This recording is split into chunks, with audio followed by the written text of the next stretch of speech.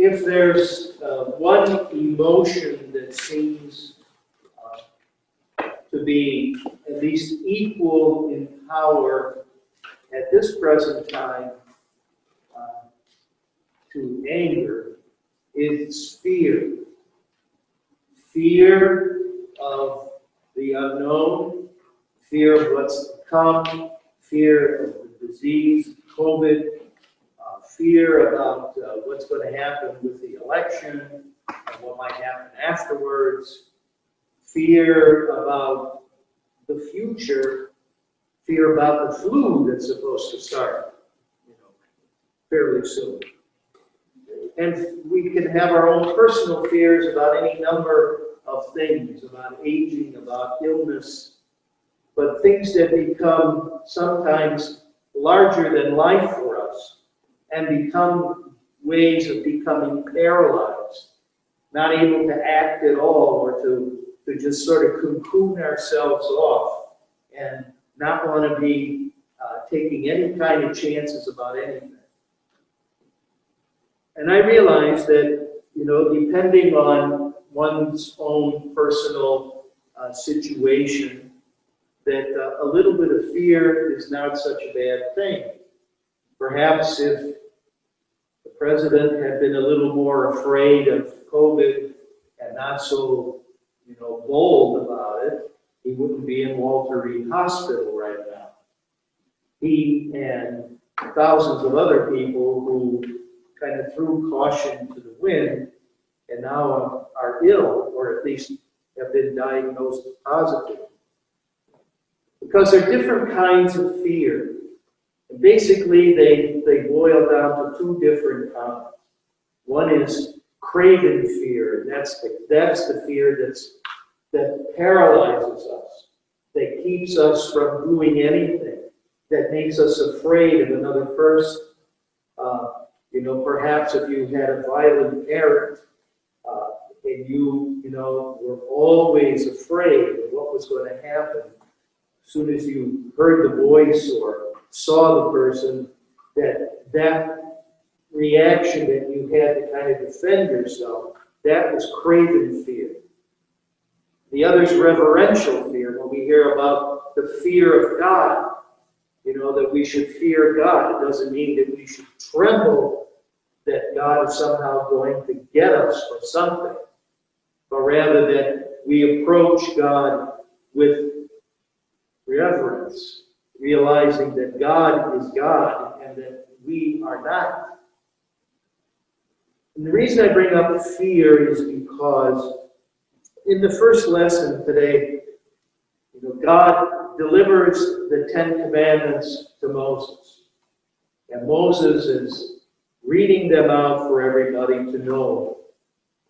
And the people towards the end of the reading today are afraid of God.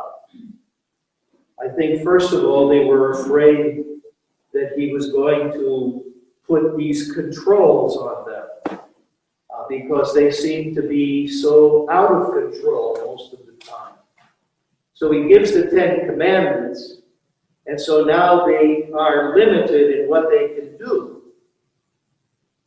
It's for their own good, for our own good, but yet they are not happy with the situation. But because of the power and the majesty that they had seen on the mountain when Moses was up there for those 40 days, and knowing their unfaithfulness in the meantime down below, they were afraid to have God speak to them directly. This was no longer reverential fear. They were really afraid that God was out to get them because of their disobedience, because of their refusal to follow anything that God seemed to want to do or want them to. And the other side of that was that they would just not have a very long memory from the last time God did something for them. It was almost like, okay, God, what are you going to do for us now? What have you done for us lately? Give us what we need. Give us water, give us food. Why did you take us out of Egypt? Why didn't you just leave us alone? And all of that kind of lamentation that we've heard over these last several Sundays in the book of Exodus in particular. But fear, they don't want God to speak to them. Moses is okay, but they don't want God speaking to them. And then in the gospel, the religious leaders are the ones who live in fear. They are afraid of what Jesus is doing and saying. The fear is that they are going to lose control over the situation. Now, the leaders, the Pharisees, and those in their party were in good working relationship with the Roman occupiers. And so they did what they had to do to keep the Romans happy, to keep them from crushing them and subjugating them totally. That's one of the things that was in the background of why they always seemed to key into anything that Jesus was saying. Because if it sounded remotely like putting aside the occupiers and living a different kind of life, they didn't want that to happen. Plus the fact that he was challenging a lot of their teaching and their basically poor example of, not walking their own talk, most of them, because it was an impossible task. But they, of all people, who refined all of those precepts and down to 613 rules that you had to follow. Otherwise, you were not a good Jew. You were not a good child of Yahweh. You were not a good child of the covenant. All of that, plus everything that related to it, controlled almost every aspect of life. And when Jesus challenged that, they became angry. They wanted to make sure that they could somehow stop this. But also then they became afraid of Jesus when they saw how his words were taken in by the people, how it spoke to them, how they were being changed by this word, inviting them to believe in this God of Israel, the one who gave the 10 Commandments, the one who lives in unapproachable light, the powerful one and everything, but also the God who wanted to have with this people a relationship not based on being enslaved to rules, but one that came from the heart, one that allowed them to respond not out of craven fear, but out of reverential fear, one that allowed them to respond out of real love for God, for the love that they were experiencing. And this is why they didn't like what Jesus had to say, because the system was not built on love, it was built on obedience. It was built on following the rules purely and totally, no exceptions, unless they came up with the exceptions for themselves, which Jesus also criticized. Well, here we are. St. Paul says in the second lesson today that everything that he had in the past, everything that he counted as important in his past, was as so much rubbish now that he had come to know Christ, that he had come into this new way of relating to God that liberated him and gave the potential for liberation to all of his fellow Jews and to anybody else who would come to Christ's way. That it was no longer necessary for them to be afraid of Yahweh punishing them because they could not live up to all the demands of the law. Remember that Paul was basically the Pharisees' Pharisee. He knew the law inside and out. He knew absolutely everything there was to know. And he was the main persecutor of the early Christians with the authorization to arrest and to put to death anybody who was following that way of life. And then Christ enters his life, knocks him literally off the horse he was riding. And in that experience, his conversion begins, and he comes to know in a unique way what it meant to be loved by God. For God to see something in him that he could not see in himself. That it was no longer a relationship of enslavement to fear, but rather it was a liberation to love that he had been granted. It was a liberation to love God that was actually given by the Ten Commandments. Every time God acted, even when he corrected them, it was because of the love of God. Because he loved his people and wanted them to be fully alive and wanted them to be able to respond from the heart and not just from the head to try to stay away from being punished.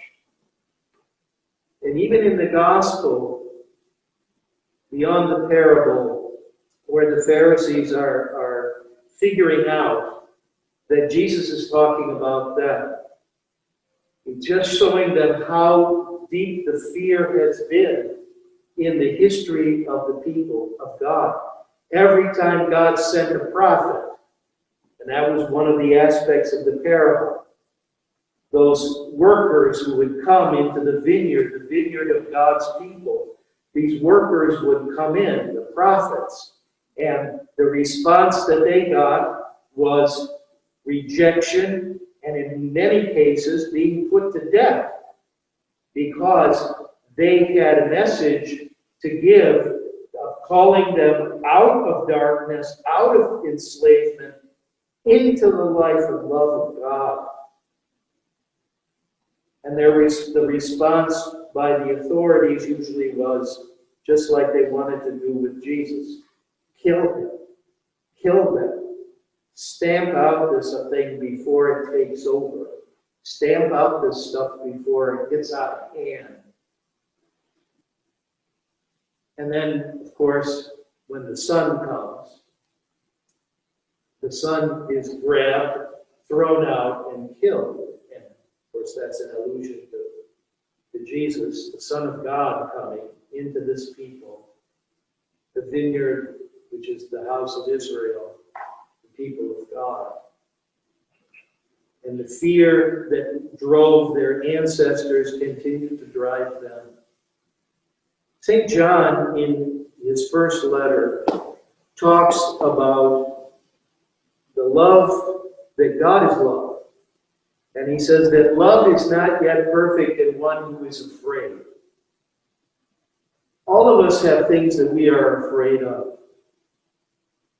But if we find ourselves afraid of God, meaning that, we take our faith seriously enough that we'll, gather for worship, but maybe we're afraid if we get too much into it that things are not going to be so easy for us anymore.